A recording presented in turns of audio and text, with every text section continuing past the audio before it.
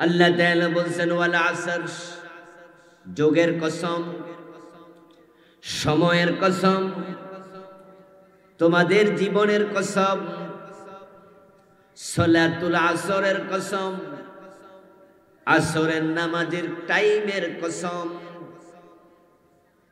কসম করে আল্লাহ এবার বলেন ইন্নাল ইনসানা লাফি খাসর, নিশ্চয়ই মানুষগুলো ক্ষতির মাঝে নিমজ্জিত আছে। ইনসান মানে মানুষ, আল ইনসান মানে সব মানুষ। ইন্নাল ইনসানা, আল ইনসান আরবি গ্রামারে আলিফ লামের অনেক নাম আছে। আলহামদু, এখানে যে আলিফ লাম আছে এই আলিফ লামের নাম আছে। আল ইনসান, আলিফ লাম, আলিফ লামের মোট 22টা নাম আছে। তার মাঝে একটার নাম হলো লামে ইস্তিগরাকি। এই আলিফ লাম যে শব্দের উপরে প্রবিষ্ট হয়, ওই শব্দের যে অর্থ সেটার মাঝে পূর্ণতা সাধন করে। ওই শব্দের অধীনে যত দিক বিভাগ আছে সবটাকে একত্রিত করে। যেমন আমরা সূরা ফাতিহার প্রথম আয়াত আলহামদুলিল্লাহি রাব্বিল আলামিন পড়লাম, তার বাংলা অনুবাদে বলি সকল প্রশংসা আল্লাহর জন্য। এই সকল শব্দটা কোথায় পাইলেন? আলহামদু সকল প্রশংসা, অথচ সকল শব্দের আরবি হলো কুল, অংশকে বলে জুজ। কুল মানে সব, এখানে তো কুল নাই। কুল্লুল হামদুলিল্লাহি রাব্বিল আলামিন, তাহলে হতো সকল প্রশংসা আল্লাহর জন্য। এখানে তো কুল শব্দ নাই, তো সকল অনুবাদটা পেলাম কোথায়? তখন তার উত্তর হলো এখানে যে আলিফ লাম আছে এই আলিফ লামের ভিতরে কুল আছে, এটাকে এই জন্য লাম ইস্তিগরাকি বলে। এর মানে প্রশংসার যত প্রকার আছে সব প্রকারের প্রশংসার মালিক হলেন আল্লাহ।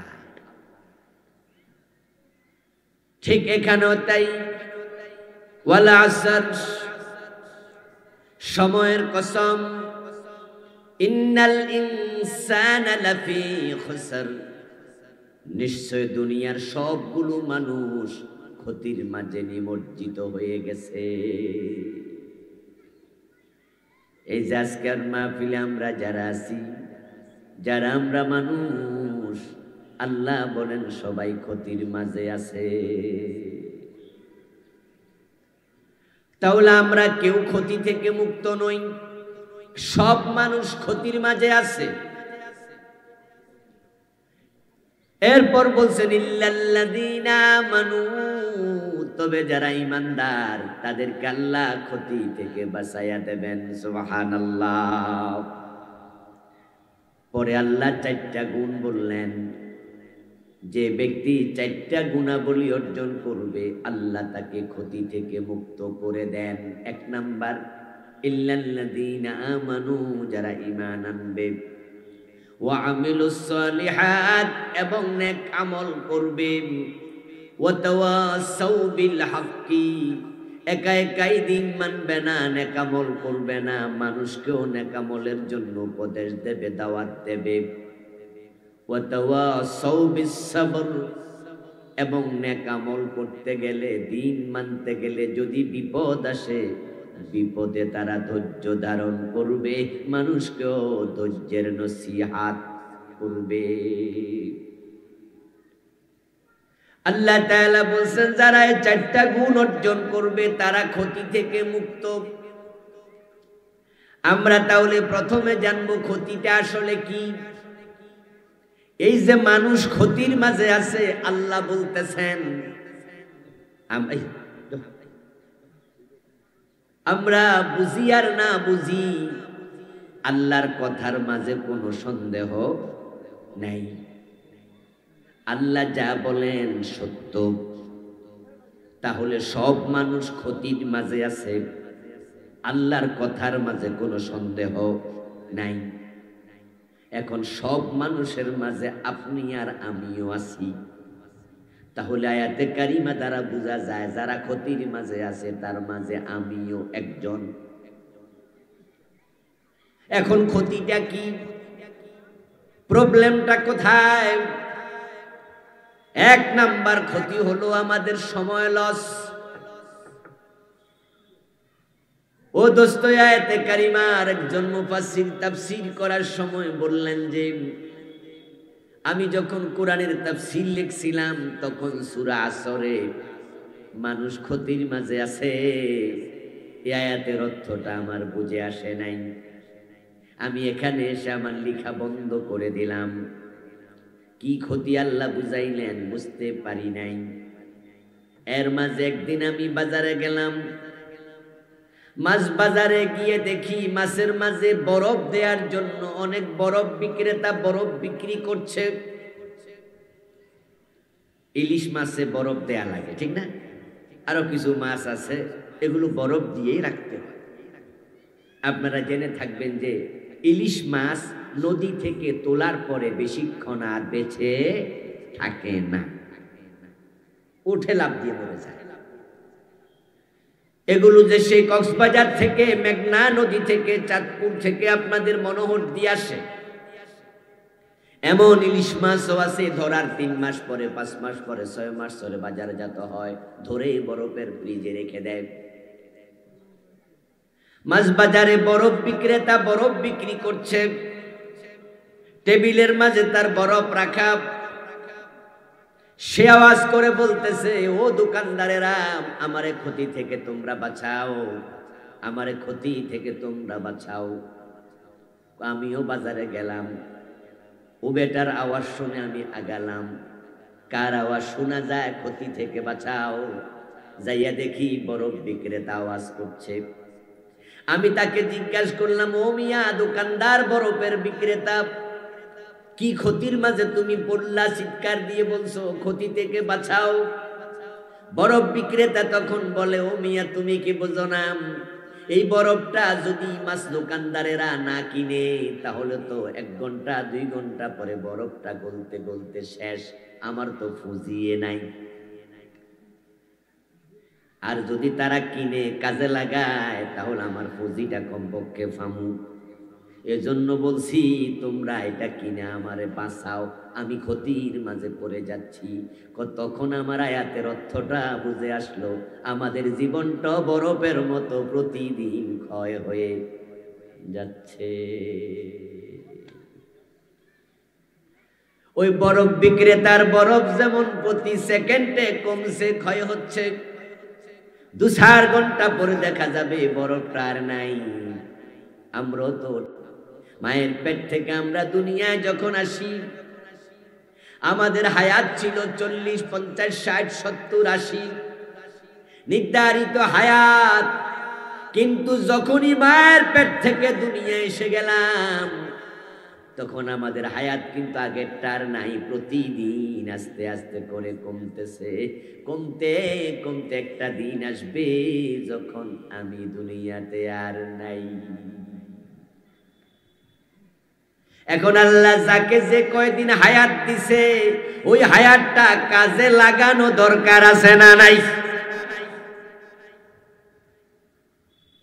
কিন্তু মানুষগুলো ক্ষতির মাঝে আছে। ক্ষতি মানে হলো অনেকে হায়াত কাজে লাগায় না, শুধু ঘুমায়া ঘুমায়া ফজর কাজাব, খেলতে খেলতে আসর কাজাব, অফিস আদালতে জোহর কাজা, আবার গল্প গুজবে মাগরিব এশা কাজা। এমন লোকও আছে না নাই? ও দোস্ত, যারা 5 ওয়াক্ত নামাজ একদিন পড়ে না, আমি বলবো পুরাটা দিন তার লসে কেটে গেল। যে নামাজ পড়ে নাই সে দিনটাকে কাজে লাগায় নাই। যে রমাদান পেল রোজা রাখে নাই সে রোজার মাসটাকে কোনো কাজে লাগায় নাই। ও প্রিয় ভাইরা, মায়ের পেটে আমরা যখন ছিলাম তখনই আমাদের সবার হায়াত নির্ধারণ করা হয়ে গেছে। আমরা কেউ দুনিয়াতে ওই নির্ধারিত সময়ের বেশি একদিন, 1 মিনিট, 1 সেকেন্ডও থাকতে পারবো না। সবাইকে চলে যেতে হবে, যেতে যেহেতু হবে, তাই হায়াত যতদিন আসে সময়টাকে নাজাতের জন্য কাজে লাগাতেই হবে। এই হলো একটা ক্ষতি। আরেকটা ক্ষতি হলো দুনিয়াদারি। হযরত আবু বকর সিদ্দিক রাদিয়াল্লাহু তাআলা আনহুর একজন কাফের বন্ধু ছিল। ঈমান আনার আগে একসাথে ব্যবসা করতেন। আবু বকর যখন ঈমান আনলেন, রাসূলুল্লাহর পিছনে এখন সময় দিতে হয়, তাই বাজারে তিনি এখন কম যান। তিনি একজন বড় মাপের ব্যবসায়ী ছিলেন মক্কার, এবং পুঁজির যে টাকাগুলো ছিল রাসূলুল্লাহর প্রয়োজনে দিনের জন্য খরচ করছেন। হযরত বেলালের গলায় রশি লাগাইয়া যখন টানে, ঈমান আনার অপরাধে আবু বকর নিজে বেলালকে টাকা খরচ করে কিনে মুক্ত করে দিয়েছেন। ইসলামের জন্য আবু বকর সিদ্দিক রাদিয়াল্লাহু তাআলা আনহু টাকা খরচ করছেন। পুঁজি গেছে কমে, আগের মতো ব্যবসায় সময় দিতে পারেন না।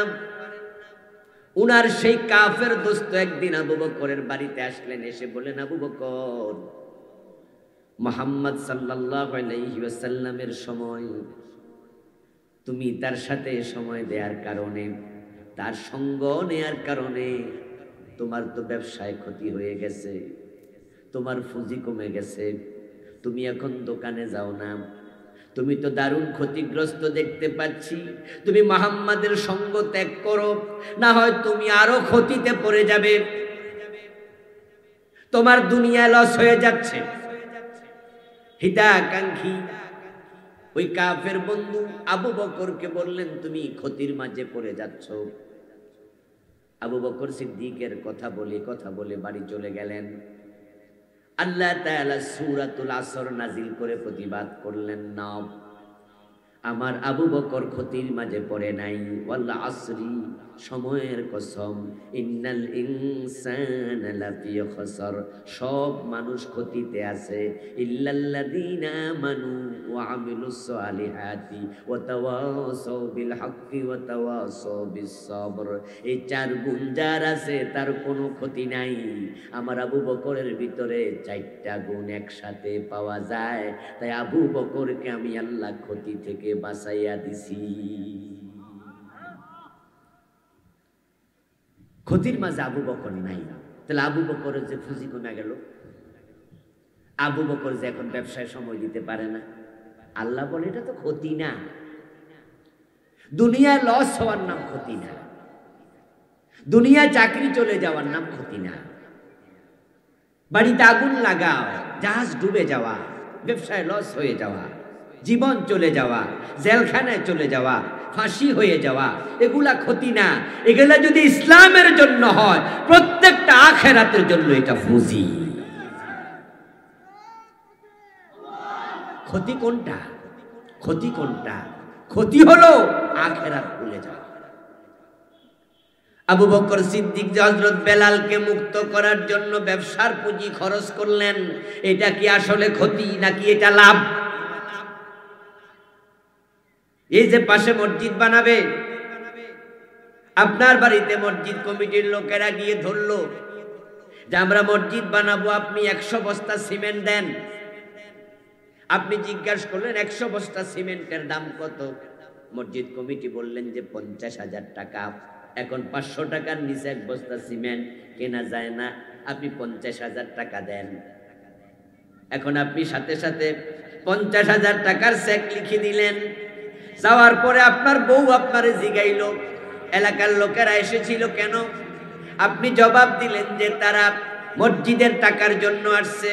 তুমি টাকা দিছো নাকি? আপনি জবাব দিলেন যে 50,000 দিছি। আপনার বউ বলল, এটা কেমন কথা হইল? এই যে আমাদের একটা লস লাগাই দিল লোকগুলো দুপুর বেলা হিসাব। এই যে 50,000 দিলেন মসজিদের জন্য, এটা কি লস না লাভ? কিন্তু এই কাফের বোঝে না, আবু বকর লসে নাই। বেলালের জন্য আবু বকর যেটা দিছে এটা লস হতে পারে।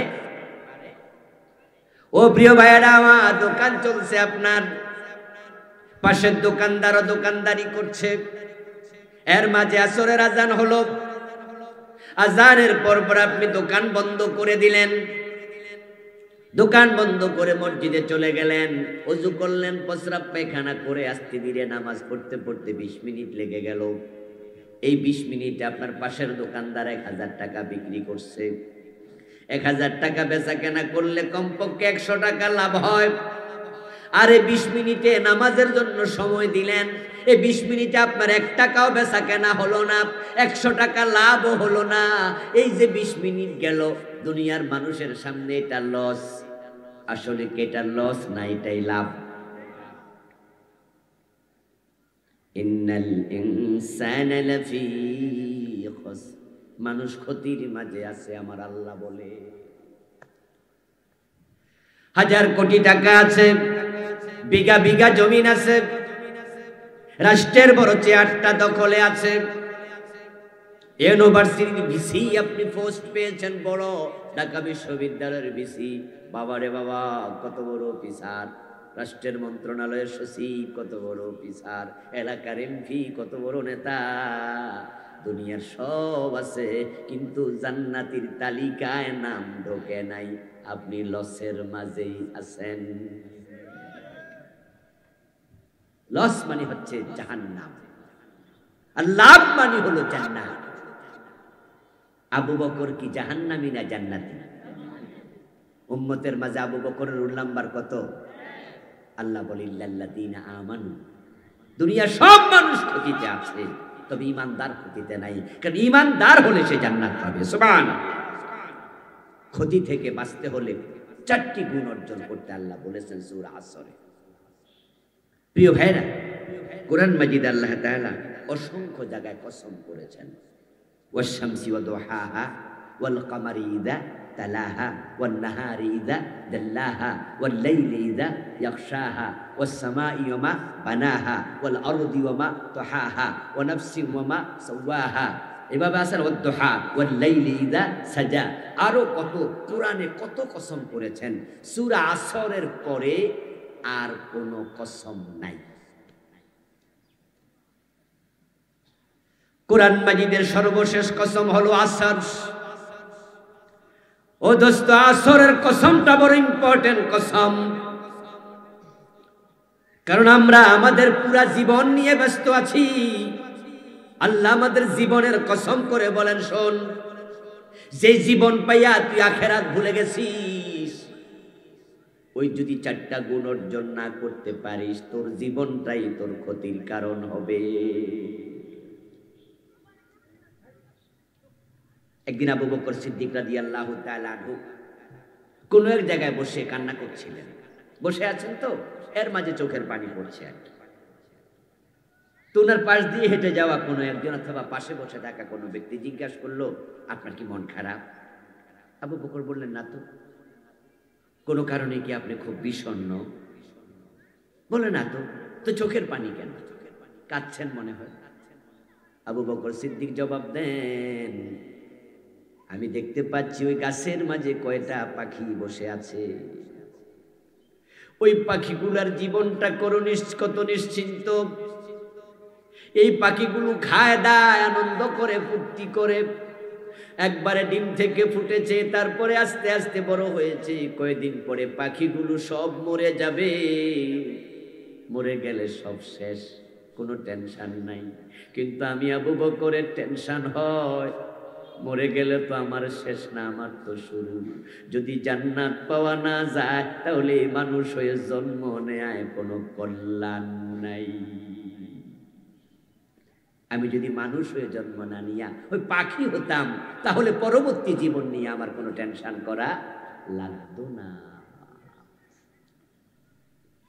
আবু বকর দুনিয়া থাকতে বুঝেছেন, ক্ষতি থেকে বাঁচতে হলে পরবর্তী জীবন নিয়ে ভাবতে হবে। আমরা পরবর্তী জীবন নিয়ে কতজন ভাবি? যদি পরবর্তী জীবন নিয়ে আমরা ভাবতাম, তাহলে কি ওজনে কম দিতে পারতাম? মালে ভেজাল দিতে পারতাম। বাপ মরেছে 10 বছর, মা মরছে 7 বছর। পরবর্তী জীবন নিয়ে যদি আমরা ভাবতাম, তাহলে কি বোনের হকটা আটকায়া রাখতে পারতাম? পরবর্তী জীবন নিয়ে যদি ভাবতাম, সুদে টাকা লাগাতে পারতাম। পরবর্তী জীবন নিয়ে ভাবলি অফিসে ফাইল আটকায়া ঘোষ খায়া সিগনেচার করতে পারতাম। পরবর্তী জীবন নিয়ে ভাবলি কি আমার মেয়েটাকে বোরকা ছাড়া স্কুলে পাঠাতে পারতাম। পরবর্তী জীবন নিয়ে ভাবলে আমি কি নামাজ কাজা করতে পারতাম। পরবর্তী জীবন নিয়ে আমরা কতজন ভাবছি। যদি পরবর্তী জীবনটা কল্যাণকর না হয়, উত্তম না হয়, তাহলে দুনিয়াতে মানুষ হিসেবে জন্ম নেওয়ার কোনো প্রয়োজন ছিল না। এসে পশু হলে ভালো ছিল। সূরা নাবার শেষ আয়াত, ওয়ায়াকুলুল কাফিরু ইয়া লাইতানি কুনতু তুরাবা। হাশরের ময়দানে কাফেররা আফসোস করে বলবে, হায় যদি আমরা মাটি হয়ে যেতাম, মাটি হয়ে যেতাম, হায় যদি আমরা মাটি হতাম। এই কথাটা বলবে, আমরা যদি মাটি হতাম। তাহলে মানুষ না হইয়া মাটি হওয়া ভালো। এর মানে কি? এই কথা কাফেররা কেন বলবে? কোরআনে আল্লাহ বলছে, সূরা নাবার শেষ আয়াত, ওয়ায়াকুলুল কাফিরু ইয়া লাইতানি কুনতু তুরাবা। তুরাব মানে মাটি, আহ যদি মাটি হয়ে যেত। এই কথাটা এই জন্যই বলবে হাশরের ময়দানে দুনিয়ার জালেম এবং মাজলুম কিছু প্রাণীকে আল্লাহ জীবিত করবেন। জালেম মানি অন্যায়কারী, মাজলুম মানি যাকে অন্যায় করা হয়েছে, এমন কিছু প্রাণী আল্লাহ জীবিত করবেন। যে গরুর শিং ছিল আর যে গরুর শিং ছিল না।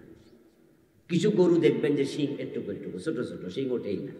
আবার কিছু কিছু শিং ওঠে কিনা এমনি বাঁকা, আবার কিছু কিছু আছে এমনি থাকে। তো যেগুলো এরকম শিংওয়ালা, শরীরে বল টল আছে, দেখবেন যে একই পাতিলে খাওয়ার সময় পাশের তার গুতা মারতেছে।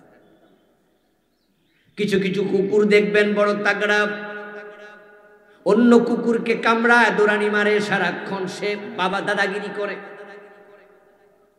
যেই সমস্ত জালেম প্রাণী দুনিয়ায় অন্য প্রাণীর উপর জুলুম করেছে, মাজলুমের উপরে, কিয়ামতের দিন আল্লাহ দুই প্রাণীকে তুলবেন, তুলে তার সামনে বলবেন, দাঁড়া দাঁড়া ও মিয়া শিংওয়ালা গরু, তোমাকে দুনিয়ায় আমি শিং দিয়েছি, অন্যকে গুতা মারার জন্য দেই নাই। তুমি অমুককে গুতা মেরেছিলে, 3টা গুতা 5টা গুতা সে তোমার কাছে পানা আছে। আর যেহেতু আমি তার শিংটা বাঁকা করেছিলাম, সে চাইলেও তোমাকে গুতা দিতে পারে নাই। সে যদি তোমার দুনিয়ায় গুতা দিত, তাহলে সে দিছে 5টা, তুমিও দিছো 5টা, সমান সমান হয়ে যেত। আমি তো নেই বিচারক, আমি তো তাকে দুনিয়ায় শিং দেই নাই, তাই তোমার কাছে সে 5টা গুতা পানা আছে।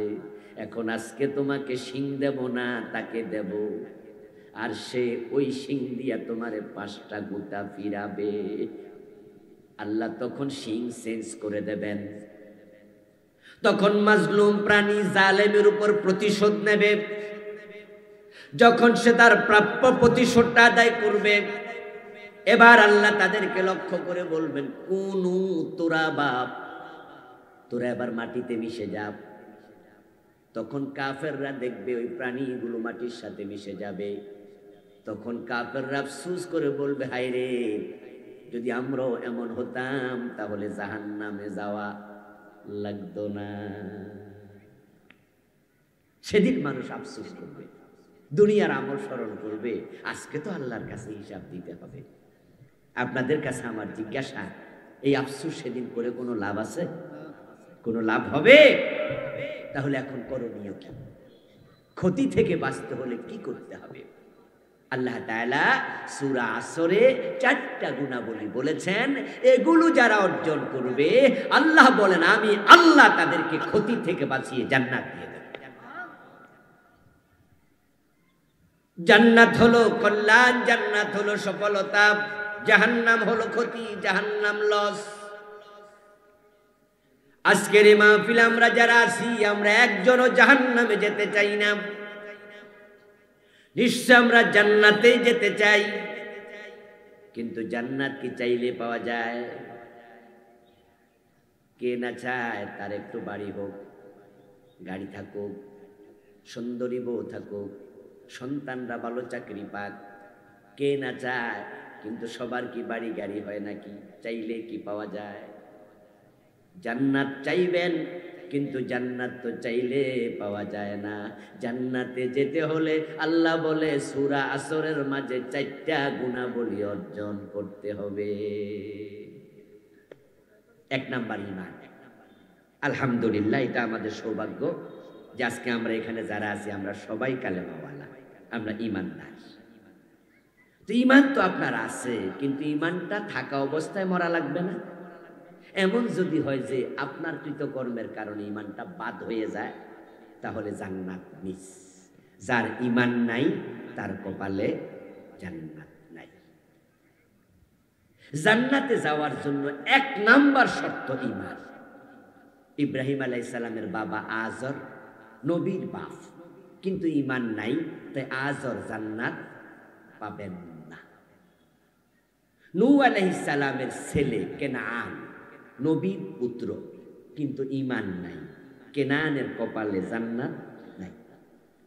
রাসূলুল্লাহ সাল্লাল্লাহু আলাইহি সাল্লামের আপন চাচা আবু তালেব, যিনি নবীজিকে 42 বছর সঙ্গ দিছে, একসাথে কোলে পিঠে করে মানুষ করছে, কিন্তু আবু তালেব জাহান্নামী, সহিহ বুখারীর riwayat। কারণ আবু তালেব ঈমান গ্রহণ করেন নাই। ঈমান না থাকলে ইব্রাহিমের বাপের জান্নাত নাই, নূহ নবীর ছেলের জান্নাত নাই, বিশ্ব নবীর চাচার জান্নাত নাই, লূত নবীর বউয়ের কপালে জান্নাত নাই। আর আপনি আর আমি কেনা? তাই জান্নাতে যেতে হলে ঈমান প্রয়োজন আছে না নাই? ঈমানটা যেন ছুটে না যায়, সাবধান থাকবেন। ঈমান কিভাবে ছুটে যায়? ঈমান ছুটে যাবে কুফর করলে, ঈমান ছুটে যাবে শিরিক করলে, ঈমান ছুটে যাবে কলবে যদি মুনাফিকি ঢোকে, নিফাকে ইতিকাদি হলে। ঈমান আনার পরে আপনি কুফর করলেন, যেমন কাদিয়ানি, ঈমান তারা এনেছিল, কালেমাও তারা পড়েছিল, কিন্তু এই কাদিয়ানি আবার আল্লাহর কোরআনের বিপরীত চিন্তা লালন করে। কোরআনের মাঝে আছে নবী মুহাম্মদ শেষ নবী, কিন্তু কাদিয়ানিরা বলে না না, গোলাম আহমদ কাদিয়ানো নবী। ঈমান আছে না গেছে? ঈমান মানে হলো কোরআনে যা আছে সব মেনে নিয়ে কালেমা পড়ো। কালেমা পড়লে মুমিন নয়। কালেমা পড়লে যদি মুমিন হতো, আব্দুল্লাহ ইবনে উবাই সবচেয়ে বড় মুনাফিক, সে তো রাসূলের হাতে কালেমা পড়েছে।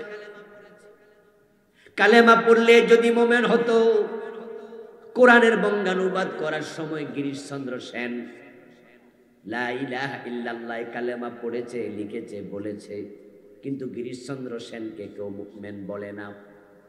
কালেমা পড়লে মুমিন নয়। আপনাদের এই বাজারেও এমন হিন্দু দোকানদার পাবেন, শিক্ষিত হিন্দু ভদ্রলোক পাবেন এলাকায়, যে সুন্দর করে কালেমা বলতে পারে, আমরা তাকে মুমিন বলবো না। মুমিন হওয়ার জন্য শর্ত হলো কোরআনে যা আছে সব মেনে নেয়ার মতো মানসিকতা নেয়া, তারপরে কালেমা পড়া। যদি কালেমা পড়লেন কোরআনে যা আছে সব মানবেন না, তাহলে কোটিবার কালেমা পড়ো, মুমিন হওয়া যাবে না। কাদিয়ানি বাংলাদেশে আছে, কাদিয়ানি, তাদের কালেমা আজানের মাঝে মুয়াজ্জিন 5 বার বলে দিনে, আশহাদু আল্লা ইলাহা ইল্লাল্লাহ, আশহাদু আন্না মুহাম্মাদার রাসূলুল্লাহ।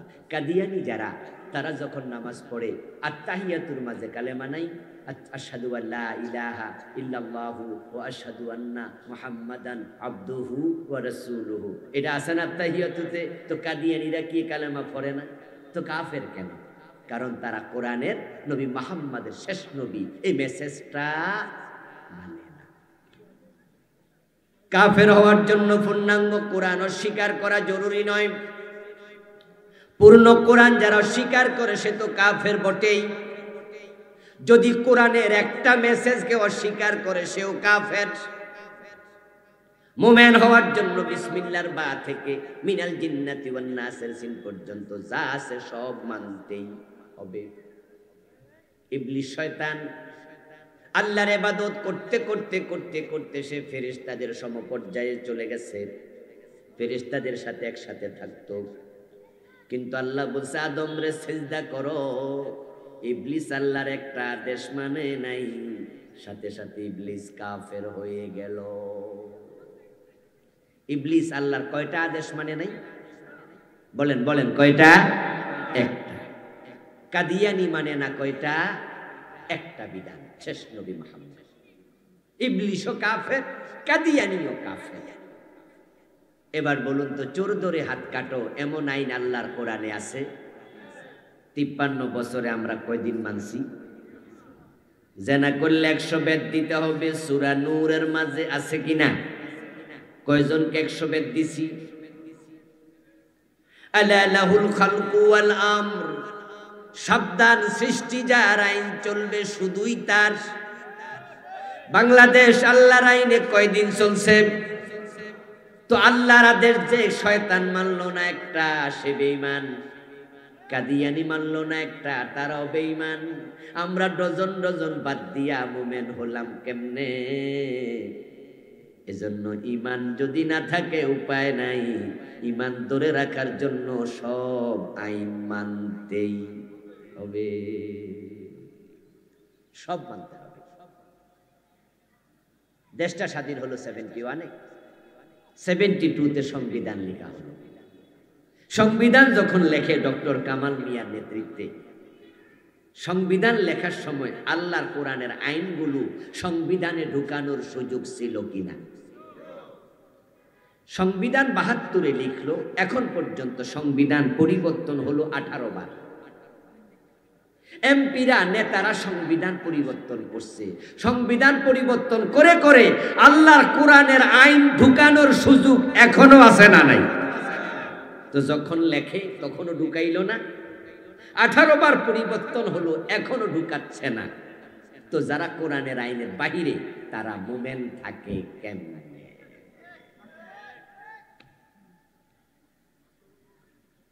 কালেমাওয়ালা অনেক, ঈমানওয়ালা নাই, ঈমানওয়ালা কম। এই জন্য নবীজি মুহাম্মদ সাল্লাল্লাহু আলাইহি সাল্লাম বলছেন, ইয়াতি আলান নাসি জামানুন ইয়াজতামিউনা ফিল মাসাজিদি লাইসা ফীহি মুমিনুন। এই ভাই টান টান, একটু সামনে জানতো, একটু আগে দিয়ে একটু কষ্ট করে টান দেন, তাড়াতাড়ি দেন। বেটা সামনে তো দৌড় মারতে পারছ না, আর একবার কাম করতে যাবেন, ইয়ান বই অর্ডার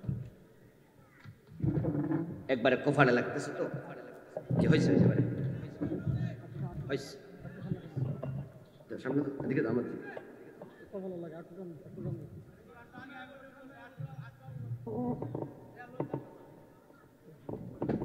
আচ্ছা, সামনে আগে আগে আগে তো সময় নেই, আরো দাও। কুফর নিয়ে আমি বই লিখছি। এই বইতে বাংলাদেশে চলমান 56টা কুফর লিখছি আমি। কি কি কুফর, যেগুলো ঈমান বিধ্বংসী, আপনাকে এগুলো শিখতে হবে। এলেম অর্জন করা নফল না ফরজ? পড়তে হবে আপনাকে। আমার বন্ধু, শিরিক করলে ঈমান চলে যায়। এখন বাংলাদেশে তো শিরিক বন্যার পানির মতো ঢুকেছে। যে এলাকায় ভণ্ড পীরের মাজার আছে, ওই এলাকা শিরকের বাজার মিলে গেছে। মাজারে মানত করা শিরক। মাজারের কাছে গিয়ে হাত পেতে চাওয়া, হুজুর আমার ছেলে দেন, আমার মেয়ে দেন। মরা পীরের কাছে ছেলে মেয়ে চায়, এমন জালেমও আছে না নাই? চাকরি বাকরি আছে, কেউ ফিরে না খালি হাতে খাজা বাবার দরবারে। যে ব্যক্তি মাজারে মানত করবে মুশরিক হয়ে যাবে। মাজারে সেজদা দিলে ঈমান চলে যাবে, শিরিক হবে। মাজারওয়ালার কাছে চাইলে শিরিক হয়। নির্বাচন আসছে, নেতারা মাইক হাতে নিয়ে মুশরিক হয়ে যাবে অনেকেই। কেমনে মুশরিক হবে? একটা স্লোগান মুশরিক বানাবে। সে স্লোগানটা হলো জনগণ সকল ক্ষমতার উৎস। এই নিকৃষ্ট স্লোগানটা বাংলাদেশে আছে কিনা? জনগণ ক্ষমতার উৎস। ক্ষমতার মালিক কি জনগণ না আল্লাহ? ক্ষমতা কে দেয়? আর আমাদের নেতারা বলবে জনগণ ক্ষমতার মালিক। সভরেন্টির মালিক নাকি জনগণ, সার্বভৌমত্ব নাকি জনগণের। অথচ আল্লাহর বক্তব্য কুলিল্লাহুম্মা মালিকাল মুলকি তুতিল মুলকা মান তাশা। ও রব, তুমি হচ্ছ ক্ষমতার মালিক। কোরআনে সূরা মুলক নামে একটা সূরা আছে, সেখানে আল্লাহ বলছে তাবারাকাল্লাযী বিয়াদিহিল মুলক, বরকতময় সে আল্লাহ যার হাতে রাজত্ব। রাজত্ব পাবলিকের হাতে নাই, মানুষের হাতে নাই। তুতিল মুলকা মান তাশা, তুমি যাকে চাও ক্ষমতা দাও। ওয়া তানজিউল মুলকা মিম্মান তাশা, আবার যখন চাও এক ধাক্কা মেরে ক্ষমতা থেকে সরায়া দিল্লিতে পাঠায়া দাও। ক্ষমতা ছিনিয়ে নিতে তোমার একদিনও লাগে না, সামান্য সময় লাগে, তছনছ করে ফেলে। ফেরাউন যখন পানিতে ডুবে মরেছে পানিতে ডুবে, তখন ফেরাউন কি পদত্যাগ করছিল? ক্ষমতায় ছিল না? ডুবাইতে আল্লাহর কতক্ষণ লাগছে? পাবলিকের হাতে ক্ষমতা নাই। উনারা তো বলেছিলেন ভিশন 2041, বলছিলেন তো 2041, ভিশন ঘোষণা করছে 2041। 15 বছর গেছে, 2025 চলে, 2041 মানে আরো 15 বছর থাকবে। প্ল্যান ছিল অনেক দিনের, সাজাইছে সেভাবে। একটা কনস্টেবল নিয়োগ দেওয়ার সময় দল যাচাই করেছে, একটা চৌকিদার বানানোর সময় দল যাচাই করেছে, সেনাবাহিনীর অফিসার দল যাচাই করেছে। সব জায়গায় দলীয় নেতা, দলীয় কর্মী, দলীয় লোকদেরকে এমপি, মন্ত্রী, ডিসি, পিওনো সব জায়গায় বসাইছে, ক্ষমতা যেন থাকতে পারে। থাকতে পারছে? এমন ভাবে ক্ষমতা থেকে সরছে আন্ডা বাচ্চা সহ। ঠিক কিনা? ঠিক কিনা? যে ডিম সুদ্ধা শেষ। আসলে ক্ষমতার মালিক কে? হ্যাঁ, এটাই নিয়ম, এটাই বাস্তব। আর আপনি বলছেন জনগণ ক্ষমতা। আমার বন্ধুরা, ক্ষমতার মালিক আল্লাহ, তিনি যখন চান তখন তিনি ক্ষমতা কেড়ে নিয়ে যান। এমন ভাবে কেড়ে নিল, তাদের নিয়োগ করা সেনাপ্রধান গিয়ে বলল, ম্যাডাম 2041 দূরের কথা, 45 মিনিটের বেশি টাইম নাই। এমন ভাবে পালিয়ে গেল, রান্না করা খাবার খাইয়া পালানোর টাইম পায় নাই। আজি এক কাপড়ে পালিয়ে গেছে, কাপড়টা চেঞ্জ করে আরেকটা করবে শেষ হবে। জিনা নবীজি বলছেন, যে ব্যক্তি জেনে শুনে 1 টাকা সুদ খায়, তার আমল নামায় 36 বার জেনার গুনাহ লেখা হয়। যারা সুদ খাচ্ছেন, আপনি জেনাকারী, সাধারণ জেনাকারী নয়, মায়ের সাথে জেনাকারী। ঘুষ খাচ্ছেন, মানুষের হক নষ্ট করছেন। ক্ষতি থেকে বাঁচতে চান, ক্ষতি মানে জাহান্নাম। ক্ষতি থেকে বেঁচে লাভে উঠতে চান, লাভ মানে জান্নাত। রাসূল বলছে, মান কাতা মিরাসা ওয়ারিসিহি কাতা আল্লাহু মিরাসাহু মিনাল জান্নাহ। যে ব্যক্তি ওয়ারিসের হক কেটে নেয়, বোনের হক দেয় না, ভাইয়ের হক দেয় না, রাসূল বলেন আল্লাহ তার জান্নাতের হক কেটে নেবে। কিসের জান্নাত? মান আখাযা শিবরাম মিনাল আরদি যুলমা ফাইন্নাহু ইয়াতাওয়াক্কুহু ইয়াওমাল কিয়ামাতি মিন 7 আরদিন। জোর করে অন্যের জমি দখল করছেন, জাল দলিল করছেন, ক্ষমতার প্রভাব খাটিয়ে বাজারে তার জমিতে 3 হাত ঠেল্লা ওয়াল তুলে ফেলেছেন, পারলে ঠেকাও, ক্ষমতা আমার। রাসূল বলে, জমিনটাকে 7 গুণ বড় করে কিয়ামতের দিন তোমার গলার মাঝে আল্লাহ ঝুলাইয়া দেবে, সেদিন ঠেকাবে কে? আখিরাতে বিশ্বাসী মুসলমান সীমা লঙ্ঘনকারী হয় না। মসজিদে গিয়ে আল্লাহর আইন মানবেন, সংসদে আর মানবেন না। নামাজে আল্লাহকে মানবেন, রোজায় মানবেন না। রোজায় মানবেন, আবার ব্যবসায় মানবেন না। ব্যবসায় মানবেন, বিয়ে করার সময় আল্লাহ রাসূলের বিধান মানবেন না। সুবিধাবাদ জিন্দাবাদে মুমিন হওয়া যায় না। আসলিম তাসলাম, আত্মসমর্পণ করুন, তারপরে শান্তি মিলবে। আল্লাহর বিধান সব জায়গায় মানুন। মসজিদে আল্লাহর বিধান মানতে হবে। এই কথা বললে কাউকে চেহারা কালো করতে জীবনে কোনোদিন দেখিনি। নামাজ রোজার কথা বললে কেউ মন্তব্য করতে শুনিনি, কিন্তু রাসূলুল্লাহ মসজিদ ও ইমাম ছিলেন, রাষ্ট্রীয় নেতা ছিলেন। মসজিদ চালাইছে আল্লাহর আইনে, মদিনা 10 বছর চালাইছে আল্লাহর আইনে।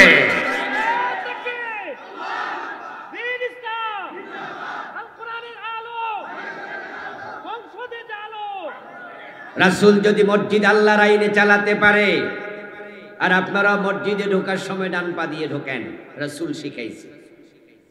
নবীজি সাল্লাল্লাহু আলাইহি সাল্লাম বাম পা দিয়ে বের হয়েছেন, রাসূল বের করেছেন বাম পা, আমরাও বের করি বাম পা। রাসূল আল্লাহু আকবার বলে নামাজ শুরু করেছে। আওয়ামী লীগ নাই, বিএনপি নাই, জাতীয় পার্টি নাই, নিজাম ইসলাম নাই, জামাত ইসলাম নাই, দল নাই, মতবাদ নাই, কারো কোনো চিন্তা নাই, ইখতিলাফ নাই, সবাই বলে আল্লাহু আকবার। কেন নামাজের শুরুতে আল্লাহু আকবার বলো? উত্তর, আমার রাসূল শিখাইছে। তো রাসূল তো মদিনা কোরআন দিয়ে চালায়, এটাও শিখাইছে। ওখানে দল টানো কেন? দেশ চালানোর সময় তোমার দলকে প্রাধান্য কেন দাও? আমার বন্ধু, মসজিদের কোন ইমাম যদি আল্লাহু আকবার বলে নামাজ শুরু না করে, ওই ইমামের পিছনে আমরা নামাজ পড়তে রাজি হব না। আমরা বলবো তাকবীরে তাহরিমা ফরজ। ফরজ তরক করলে নামাজ হয় না। মাগরিবের নামাজ 2 রাকাত পরে ইমাম যদি সালাম ফিরিয়ে দেয়, আমরা পিছন দিয়ে লোকমা দেব। ইমামকে আমরা বুঝাবো, রাসূল 3 রাকাত পড়েছেন মাগরিব, আপনি 2 রাকাত পরে সালাম ফিরাবেন, আমরা এটা মানি না। ইমাম 3 রাকাত পড়তে হবে। ইমাম যদি মাগরিবের ফরজ 3 রাকাত পড়তে রাজি না হয়, ওই ইমাম মসজিদে আমরা রাখবো না। সুতরাং আল্লাহর আইনে যারা দেশ চালাতে চাইবে না, ওই নেতাও আমরা রাখতে চাই না। আমার ভাইয়েরা, মসজিদের ইমাম পরিবর্তন করা হয়, ইমামরে লোকমা দেয়া হয়। আল্লাহর আইন না মানলে ইমাম আপনার দরকার নাই। দেশ আল্লাহর আইনে চলবে না, এমন নেতাও আমাদের প্রয়োজন নাই। এই আদর্শ আপনার ভিতরে কেন ধারণ করতে পারেননি? মসজিদের ভিতরে আল্লাহর আইন, রাসূলের আইন মানবেন, বাইর হলে আর মনে থাকে না, চলবে না সব। এটার নাম নেকামল না। নেকামল হলো যা করণীয় করো, যা বর্জনীয় তা বর্জন করো। একটা তার ছুটাইয়া দিলে আর একটা দিয়ে চলে না, দুটা লাগবে। ওয়াতাওয়াসাউ বিল হক।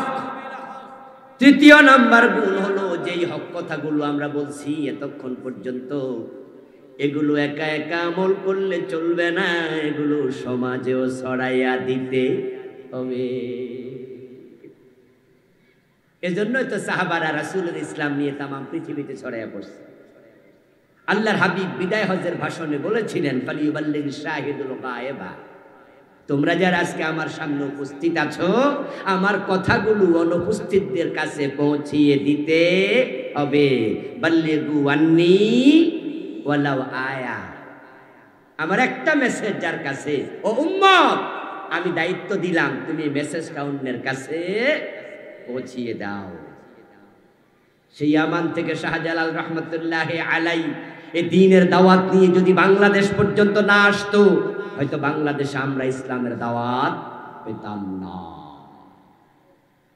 আপনি কি হিসাব করে দেখেছেন এই বাংলাদেশে কত কৃষ্ণপুর, কত দুর্গাপুর, কত লক্ষ্মীপুর, কত দেবীগঞ্জ, কত দেবিদ্বার, কত দেবীপুর, কত ব্রাহ্মণবাড়িয়া, কত ব্রাহ্মণপাড়া, এত ব্রাহ্মণ, এত দেবী, এত দুর্গা, এত লক্ষ্মী, এগুলাই প্রমাণ করে এদেশে অধিকাংশ মানুষ একসময় মুশরিক ছিল, হিন্দু ছিল। আমার নিজের গ্রামের নামও দুর্গাপুর। আমার গ্রামে একটা হিন্দু নাই। কিভাবে তারা মুসলিম হবে? আমার বড় ভাই বিয়ে করিয়েছি লক্ষ্মীপুর, অথচ সেই গ্রামেও একটা হিন্দু বাড়ি নাই। তারা কিভাবে মুসলিম হলো?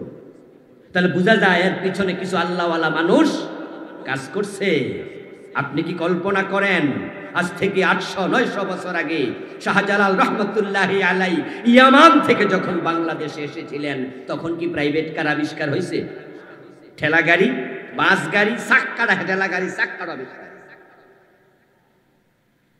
ডিঙ্গি নৌকায় করে এসেছে, ইঞ্জিনওয়ালা নৌকা পর্যন্ত ছিল না। কোথায় আরব, কোথায় ভারত? হাজার হাজার মাইল আসলো কেমনে? জীবনের ঝুঁকি নিয়া দিনের দাওয়াত দিতে এসেছি। আর মাহফিল আপনি আসছেন, ইসলাম শিখলেন, বাড়ি গেলেন, নিজের বউর কাছে ইসলাম প্রচার করে না, নিজের বাচ্চার কাছে করে না, বাবা মসজিদে চলে যায়, ছেলে সকালবেলা ঘরে ঘুমায়া থাকে। এই মিয়া, ইসলাম কি একা একা মানার ধর্ম নাকি? ওয়াতাওয়াসাউ বিল হক, আমল নিজে করতে হবে। কু আনফুসাকুম ওয়া আহলিকুম নার, পরিবারকে বলতে হবে, সমাজকে বলতে হবে, মানুষকে বলতে হবে, ডাকতে হবে। যদি নাজাত চান, সাহাবারা আফ্রিকায় চলে গেছে। কত সাহাবীর কবর পৃথিবীর বিভিন্ন দেশে, ইউরোপে পাওয়া যায়, আফ্রিকা পাওয়া যায়, মিশরে পাওয়া যায়, ভারতে পাওয়া যায়। তারা দ্বীন প্রচারের জন্য পাগল ছিলেন। সে দায়িত্ব আমাদের পালন করা দরকার আছে না নাই? ওয়াতাওয়াসাউ বিস-সাবর। এরপরে এবার আল্লাহ বলে, শোনো, যখনই তুমি দ্বীনের কাজ করবে, তখনই তোমার বিরুদ্ধে কতজন মাথা তুলে দাঁড়াবে। যারা কোরআনের কর্মী তাদেরকে জেলে দেয়া হয়। আল্লামা সাইদির মতো লোকটাকে 13 বছর শুধু আল্লাহর কোরআনের কারণে জেলে রাখছে। কোরআনের কথা বলতে গেলে ধৈর্য লাগে, বিপদ মুসিবতের মুখোমুখি হওয়া লাগবে, তখন ধৈর্যের প্রয়োজন হবে। এই জন্য 4 নাম্বার গুণ হলো ধৈর্যের উপদেশ দাও। প্রিয় ভাইয়েরা আমার, আসুন না আমরা এই 4টা গুণাবলীকে সঙ্গী বানাই। আমরা ইমানটাকে যত্ন নেই, নেক আমল করতে থাকি, মানুষের কাছে ইসলামের প্রচারণা করি, হকের প্রচার করি এবং বিপদ মুসিবতে ধৈর্য ধরি। আল্লাহ তাআলা আমাদের সকলকে উল্লিখিত গুণাবলী অর্জন করে আখিরাতে সকল মানুষের অন্তর্ভুক্ত করুন। সবাই বলি আমিন। হাযা মা ইনদি ওয়াল ইলমু ইনদাল্লাহ আলাইহি তাওয়াক্কালতু ওয়া ইলাইহি উনীব। প্রিয় ভাইয়েরা, আলোচনা ধারাবাহিকভাবে চলবে। পরবর্তীতে আরো বক্তা আছে, ওনারা আসবেন, আপনারা আলোচনা শুনতে থাকবেন। আমি আপাতত শেষ করছি। কিছুক্ষণ পরে আসরের আজান হবে, তার আগে আরো বক্তা আসবে। বক্তা নাই তো আমাদের ভাই মিমাতি